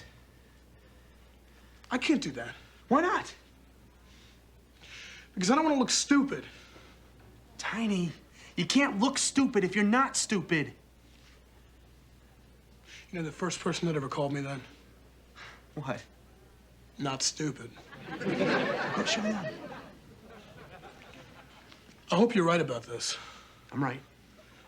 Because if you're not, I'm gonna bust your face.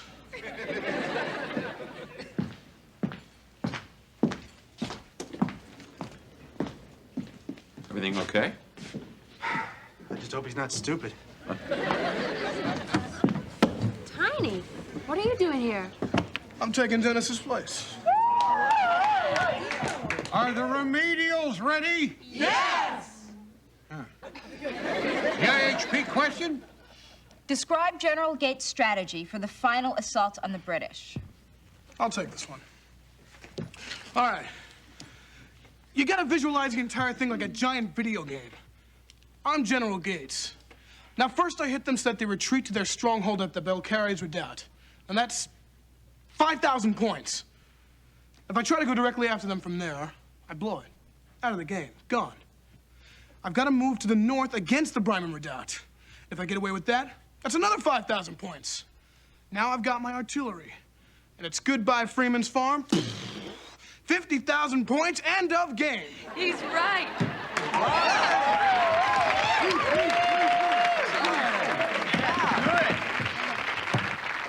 Remedials, your next Looks question. like you're coming back. What was the weapon? Yeah, I'll tell you, I'm proud of those guys. Well, you did a good job of inspiring. You think so? I'll tell you, Mr. Moore, you don't know what it's like trying to teach a bunch of disruptive, wisecracking, loudmouth kids. I guess you do. I think you just made a breakthrough, Dennis. Yeah? You think enough of a breakthrough to let me... No. No, I didn't think so. Well, you wouldn't want to come back now anyway. I wouldn't? No. And leave what you started here? I mean, if you walked away from them now, you know they'd start backsliding. Yeah, you're right. You're right. So, you think one more week in remedial would be enough to stop the backslide? I think at least 2 more weeks. Yeah, right. Right. That's what I was thinking, too. 2 more weeks. Wouldn't want to see all my hard work go to waste. Thank you.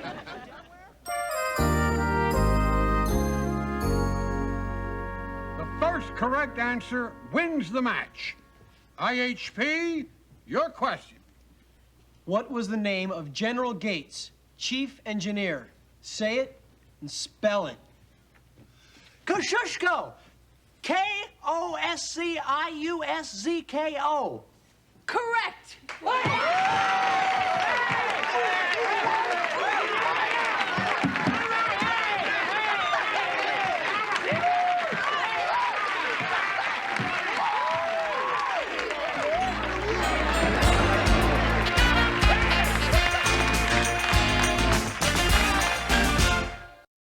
Congratulations, Frank. Thanks, Charlie. I guess we underestimated you guys. You came up with some really tough answers. Kosciuszko. How did you know that? Yeah. It's my last name, Scab Kosciuszko.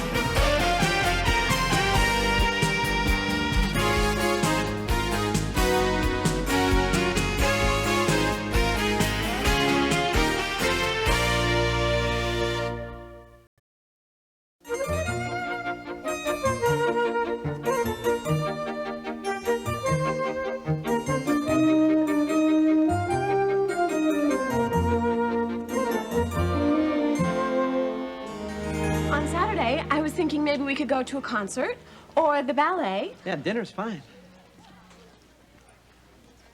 Excuse me, what was that? What was what? You were looking at Vicky? I wasn't looking at her. I was just saying hello. Don't you think it's a little rude to be talking to someone when you're thinking about someone else, Alex? Eric? Excuse me? What was that? What was what? You just called me Alex. Oh, and I suppose you're going to read something into that. Dennis, I have got the greatest idea for my biology project. I proved scientifically which came first, the chicken or the egg. Obviously, it was the chicken. No, it was the egg. It was the chicken. It was the egg. Chicken. Egg! Chicken! Will you listen to yourself? This is my science project, and you still have to one-up me. You're always trying to get in the last word. No, I don't. Yes, you do. No, I don't. Yes, you do. No, I don't. Yes, you do. Excuse me. It seems each of you thinks the other always has the last word. That's right. There you go. Now, each of you has had the last word simultaneously. So the next one who speaks to the other loses.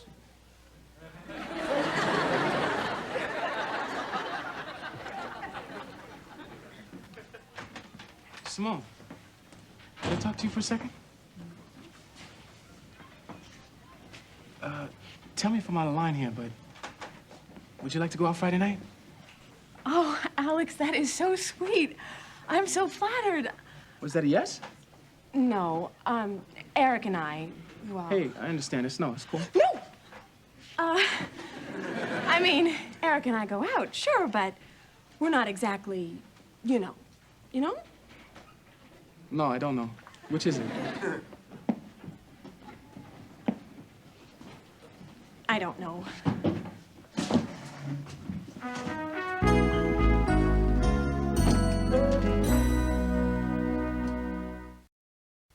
In fact, by participating in our revolution, the French had virtually wiped out their finances, which became a leading factor in their own revolution. And so, with the help of this nifty little bibliography, I'd like, say, 1,500 words by Monday, comparing the two revolutions. Au revoir, mon ami. Bye, Mr. Moore. Oh, come here.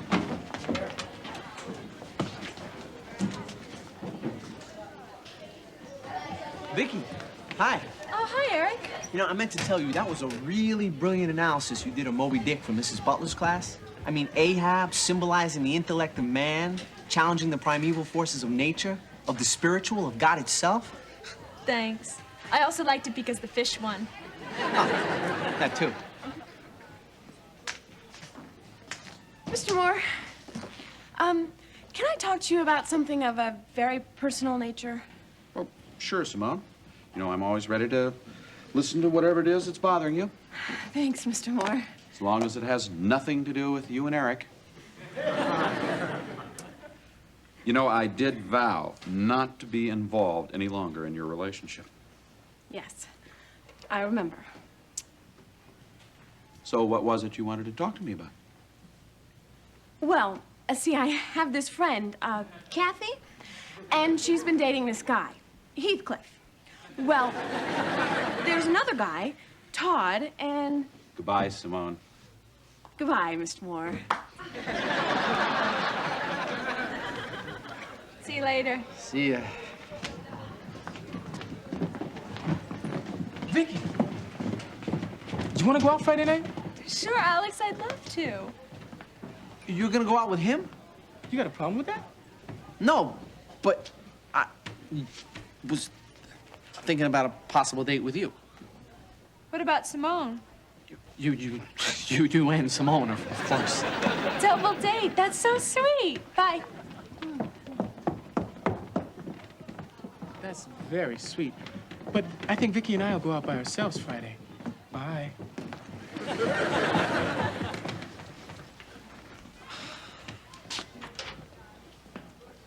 Hey, Mr. Moore, can I talk to you for a minute? Simone, huh? Yeah. No. Hey, Aristotle. Can I ask you advice about something? Me? You want my advice? Sure, why not? I mean, you're new here. You can be objective, unemotional, unbiased, right? Yeah, I can do that. Go, man. Talk to me. Strip your soul bare. Reach into your guts. Rip them out and throw them down in front. Okay. Well, you know I've been going out with Simone for quite a while now, right? Oh, I dig it already. A love story. Yeah, and I like her. I really do. But lately, I don't know, I kind of feel tied down. Ooh, man, some conflict. Oh, good. Come on, give me some more. And then, Vicky came along. Ah, the other woman. A plot twist. And I really want to go out with her, you know? But I don't know what to do. It's like directing a scene, man. You gotta stare right into your belly and say, what is the truth? Because if you don't, truth will hunt you down and stab you like Arnold Schwarzenegger in The Terminator. What are you talking about? Go out with Vicky, fool! That's good advice. Right after you tell Simone the truth. Gotta be honest with her, right? Right, yeah. Thanks.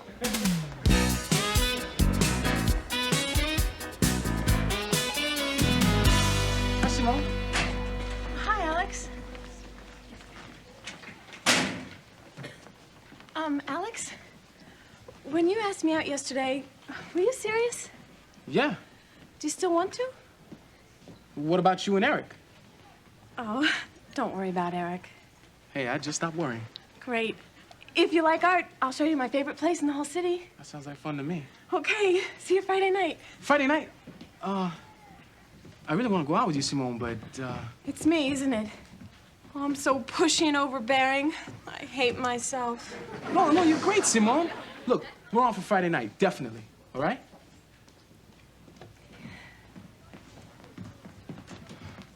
Vicky, listen, about our date Friday night. I don't think I'm gonna be able to make it. See, my mother's sick. She's got the flu. I probably should stay home with her. Of course, I understand. I have some herbs that might help. I could come over and make her a poultice. That's very sweet, but no, really, you don't have to. Then I'll chant for her. Great.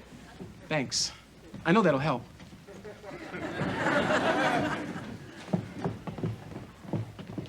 Hi, Eric. Hey, Vicky, hi. Listen, I have some bad news. What's the matter? Alex can't go out with me. Aw, shucks. Yeah.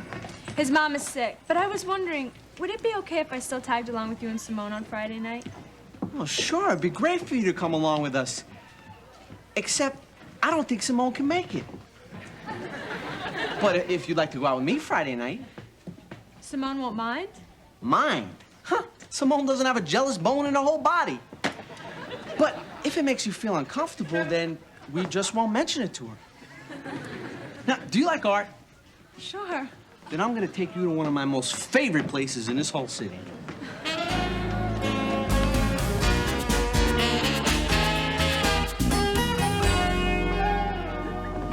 I can't believe it. You have a date with Alex tonight. And it's okay with Eric? Oh, well, I'm so excited I can hardly wait. Till history class, huh? Yeah, I love it too. Well, better get going. I can't. You have my books.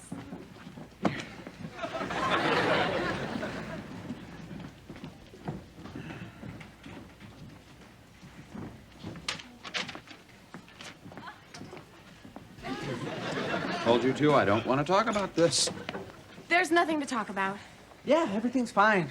Great. Never better. Okay, let's do it. One last time. I hope.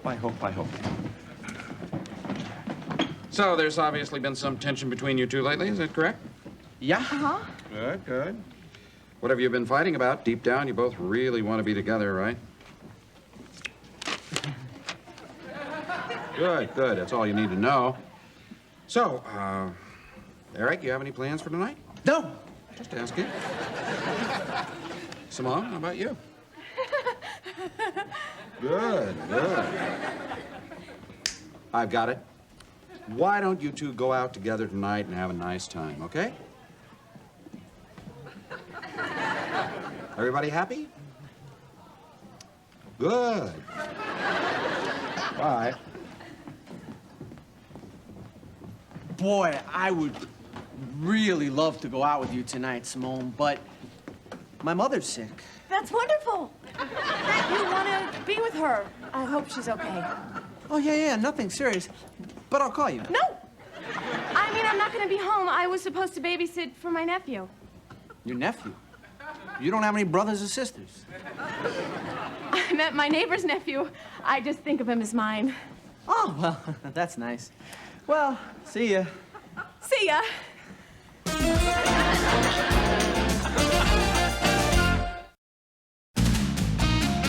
Sit down, boys, sit down. It's come to my attention that you two boys are not speaking. Now, I want you to tell me why. Who wants to go first? Arvid? Dennis? Mr. Moore?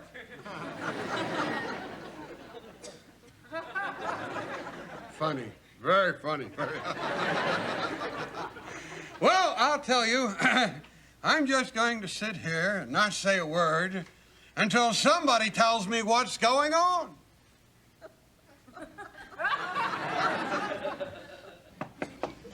Dr. Samuels, Nurse Sweeney's here for your shots.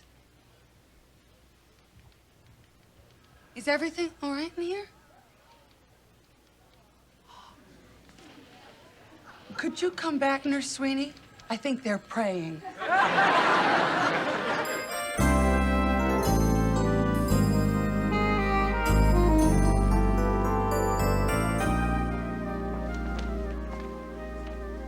There it is, Alex.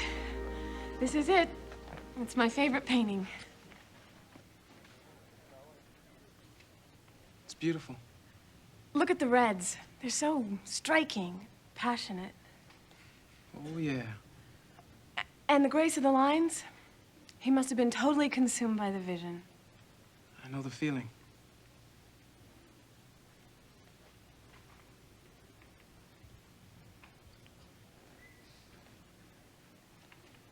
Come on. I want to show you the Jackson Pollock. It's in this room. I think it's one of my most favorite paintings. Here it is. What do you think? It's interesting. I don't usually care much for abstraction, but I like his color sense. It's really powerful, you know? Almost angry. I bet he ate a lot of meat. You have a very interesting perspective on things. I like that. And I like the way you listen to me.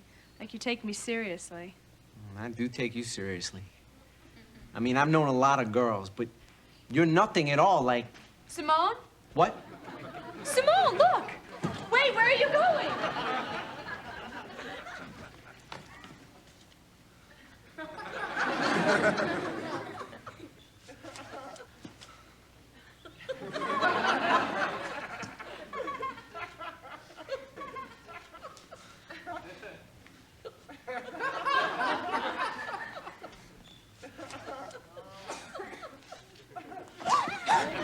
Simone! Eric!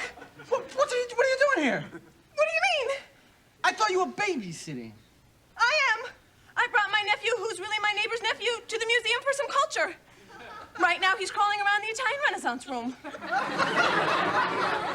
Oh, yeah, right. You expect me to believe that? Italian Renaissance? Oceanic art? Well, what are you doing here? You said your mother was sick. She is, and I'm very depressed about it. That's why I came here, to look at our painting. Oh, Eric. Oh, I'm sorry about your mother and about doubting you, and I've done something just terrible. Please forgive me. There you are. What's going on here? I can explain. Eric, what's going on here? I can explain. See, Simone, why did you run away? Hey, what's going on here? Alex, I can explain. What is going on here? Eric, I can explain. Do you know what's going on here? Yes, you lied to me. You told me your mother was sick. I can explain. See? Well, maybe she caught it from Eric's mother. Oh, I can explain. Well, you should do some I think explaining. I can What are you doing? All right, what is going on here? He can explain. You better start explaining. You what you both mean. better. Hey.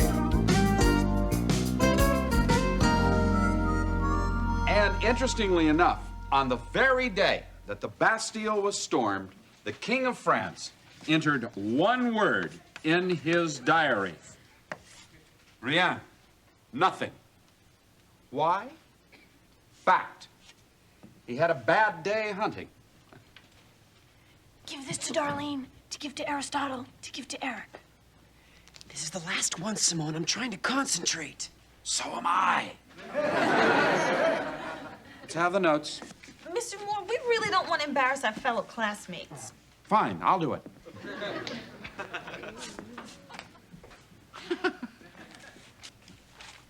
Feels like a paper drive. All right, here. I really care about you, Vicky. Love, Alex. I really, really care about you, Simone. Love, Alex.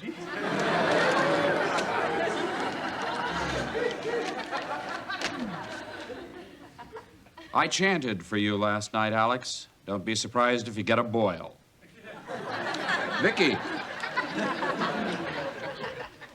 Vicky, believe me, it wasn't my fault.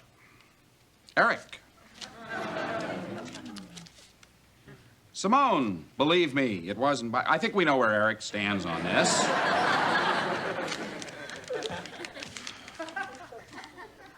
Eric, you're a jerk. I hate your jacket. I hope your zippers rust.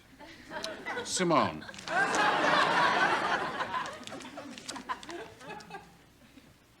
Chicken.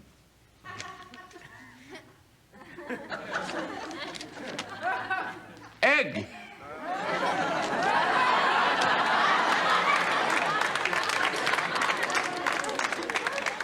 Okay, folks, seriously, this is supposed to be a high school honors class and not a second grade class, okay?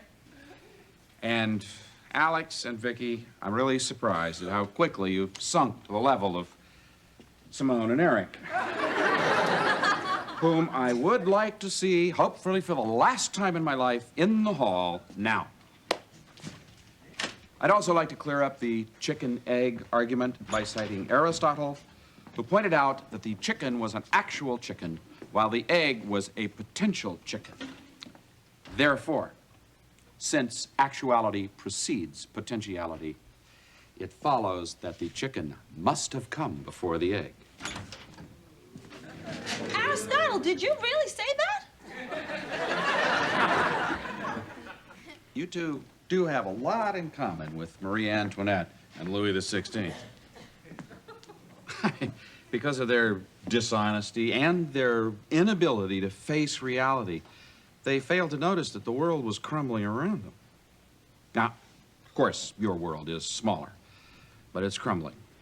In my classroom. We're sorry we disrupted class, Mr. Moore. And I think I know what you're going to say. We should try and resolve our differences.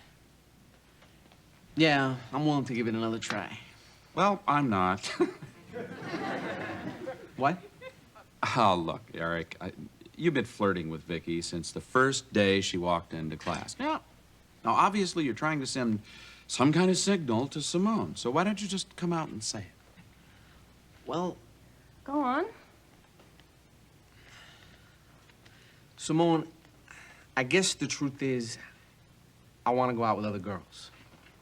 Oh, Eric. Oh, Simone, come on. I mean, you enjoy Alex flirting with you. You've done everything in response, short of drop your hanky.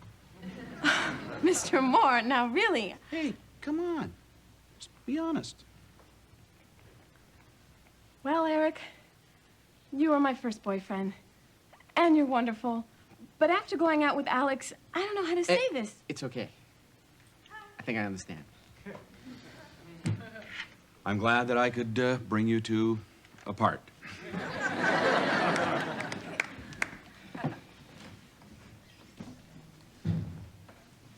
Are you angry? No, not at all. I'm just sorry I had to put you through all this. Don't be. I'm not. Eric, we've had some really great times together. I can't even begin to tell you what you've meant to me. when I first met you, I was just a girl.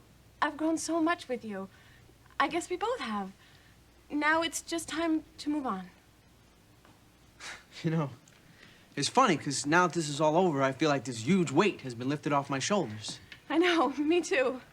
And this is nothing at all how I thought this would feel. I know. I don't think you do. I feel sad. I know.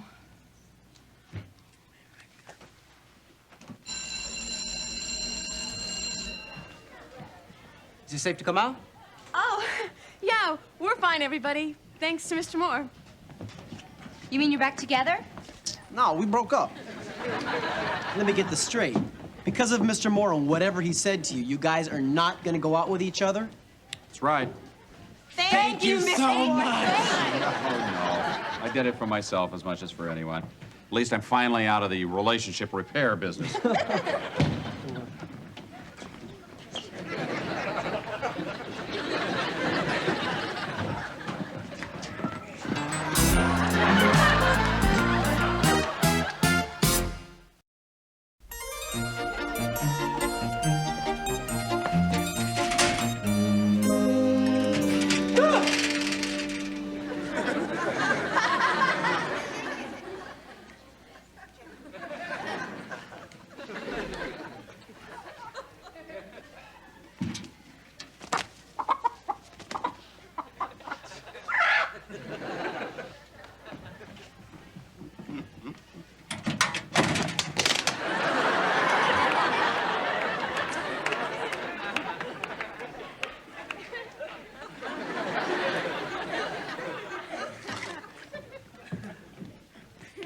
Well, this proves one thing.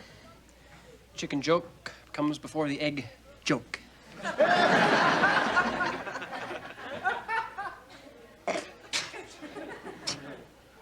Dennis, we have to talk. I mean, this silence is causing a rift in our friendship, and well, our friendship's more important to me than any silly bet, so what do you say? You're right. You lose.